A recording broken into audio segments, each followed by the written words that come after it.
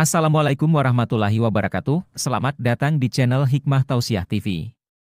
Dukung terus channel ini ya dengan cara klik subscribe, like, komentar, dan share ya ke teman-teman kalian, terima kasih.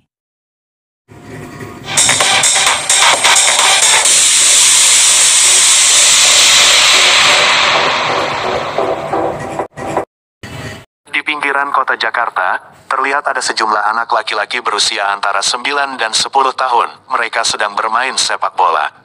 Lapangan sepak bolanya terletak di perbatasan antara komplek perumahan elit dan perkampungan. Di antara anak laki-laki yang sedang bermain bola tersebut, ada seorang anak berpakaian biasa, sedangkan teman-temannya memakai kostum olahraga. Anak yang berpakaian biasa bernama Dimas. Dimas anak kampung yang bersebelahan dengan komplek perumahan. Ketika permainan sepak bola itu jeda untuk istirahat, mereka semua jajan, sedangkan Dimas tidak pernah jajan. Sehingga teman-temannya sering membulinya dengan kata-kata, "Orang miskin, kagak jajan," sehingga membuat Dimas sedih. Suatu hari ketika jeda istirahat permainan tiba, Dimas diam-diam meninggalkan teman-temannya. Dia berjalan ke arah jalan raya, sambil melamun dan hati kesal karena sering dikatain anak miskin. Dimas terus berjalan menelusuri jalan raya. Di pinggir jalan raya Dimas melihat ada bapak-bapak tukang gorengan pikul yang sedang berjualan. Tukang gorengan itu bernama Padul. Padul setiap hari mangkal di pinggir jalan itu. Ketika Padul sedang asyik menggoreng sambil bersiul, Padul melihat ada anak kecil datang dan berdiri di samping dagangannya. Padul tidak menghiraukan anak kecil itu yang tak lain adalah Dimas. Sudah hampir 1 jam Dimas berdiri, bersandar di pagar pinggir jalan sambil memasukkan jari telunjuk ke mulutnya, dan terus memperhatikan Padul yang sedang menggoreng di samping tukang gorengan itu. Padul bertanya-tanya dalam hati, ini anak kenapa sudah 1 jam berdiri di sini? Padul merasa kasihan, jangan-jangan ini anak kepingin gorengan, gumam Padul dalam hati. "Hei dek, kamu kenapa? Kamu mau gorengan?" tanya Padul. Dimas mengangguk malu. "Bentar ya dek," ujar Padul. Kemudian Padul mengambil 6 potong bonggol singkong yang sudah dia pisahkan untuk dibuang. Kemudian dikupas dan dicuci oleh Padul. Setelah siap Padul menggoreng bonggol singkong tersebut. "Yang penting anak ini senang, walau cuma bonggol singkong," ucap Padul dalam hati. "Nama kamu siapa dek?" tanya Padul sambil menggoreng bonggol singkong. "Nama saya Dimas, Bang." "Apa yang sedang kamu lakukan di sini nak Dimas?" tanya Padul. "Saya sedang istirahat main bola bang, tapi saya gak punya uang buat jajan," jawab Dimas. "Oh gitu? Ya udah jangan sedih ya, ini saya kasih 6 potong singkong goreng," ujar Padul sambil membungkus 6 potong bonggol singkong yang sudah digoreng, dan memberikannya ke Dimas. "Terima kasih bang," ucap Dimas senang. Kemudian Dimas berpamitan dengan Padul sambil berlari senang. Kemudian Dimas menuju lapangan lagi, dan dia melihat teman-temannya yang sedang asyik beristirahat. "Hei teman-teman, lihat aku bawa jajanan," teriak Dimas kepada teman-temannya. "Oh iya tuh Dimas jajan," ujar salah seorang temannya. "Tumben kamu jajan, duit dari mana kamu mas? Kamu mencuri ya?" "Tak perlu kalian tahu, yang penting aku jajan, dan aku tidak pernah terpikir untuk mencuri." Setelah selesai bermain sepak bola, salah seorang teman Dimas mengajaknya untuk main ke rumahnya. Sebenarnya Dimas ingin menolaknya, karena Dimas berpikir temannya ini anak komplek, anak orang kaya, gak enak kalau ketemu orang tuanya, tapi temannya memaksa dan meyakinkan Dimas untuk tidak malu dan bersikap wajar.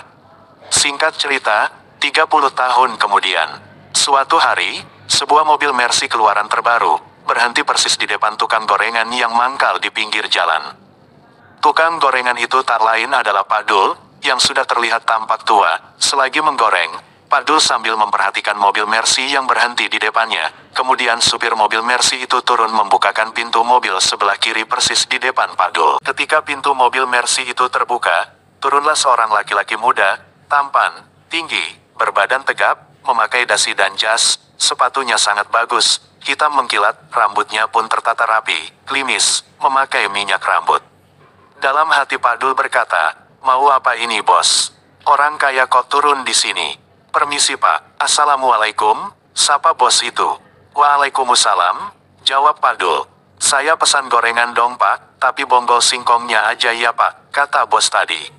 Padul heran dan kaget, sambil bergumam dalam hatinya, kok orang sekaya ini doyan bonggol singkong.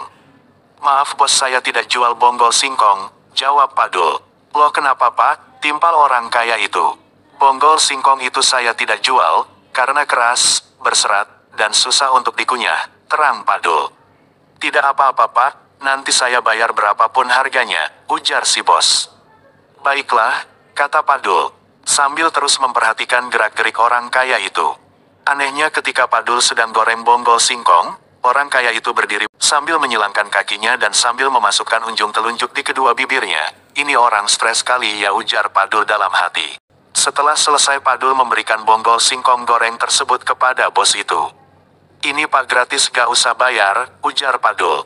Bapak baik banget, masih seperti dulu, kata bos itu sambil tertawa. Padul yang mendengar perkataan bos itu masih bingung, dan tak tahu maksud perkataannya. Pak, Bapak ingat tidak, pernah dulu sekitar 30-an tahun yang lalu, ada anak kecil berdiri seperti ini, sewaktu Bapak menggoreng bonggol singkong. Ujar si bos tadi sambil mencontohkan berdirinya. Ingatan Padul tertuju pada Dimas. Oh iya saya ingat, tapi saya tidak tahu lagi anak itu kemana. Ketemu juga cuma sekali, kasihan anak itu. Pak anak itu saya, Dimas Pak. Ah yang betul. Betul Pak, setelah saya dapat bonggol singkong dari Bapak, saya kembali ke teman-teman saya, karena saya bawa jajanan walau cuma bonggol singkong. Teman-teman saya mau nerima saya dan tidak membuli saya lagi. Dan setelah selesai main bola, saya diajak sama salah satu teman saya untuk mampir ke rumahnya. Dan saya dikenalkan oleh orang tuanya, karena orang tuanya iba melihat keadaan saya. Akhirnya saya diangkat anak olehnya, dan saya disekolahkan sampai sarjana, dan saya juga dipercaya untuk memimpin salah satu perusahaannya, sehingga saya seperti sekarang yang Padul lihat. Sambil berkaca-kaca Padul berkata, oh kamu Dimas yang dulu itu, wah saya pangling, sekarang kamu sudah jadi bos ya. Ini berkat bonggol singkong yang Bapak beri kepada saya. Sebagai rasa terima kasih saya, ini saya beri cek Bapak sebesar 10 juta. Sebagai rasa terima kasih saya, jawab si bos itu, yang ternyata Dimas. Tidak usah nak Dimas, jawab Padul. Tidak apa-apa saya ikhlas kok Pak karena Bapak dulu sudah berbaik hati kepada saya. Tidak hanya itu Pak, nanti Bapak akan saya ajak umroh beserta kedua orang tua saya, sekaligus saya akan tanggung biaya keperluan di sana. Ujar Dimas. Padul pun sangat senang dan langsung sujud syukur.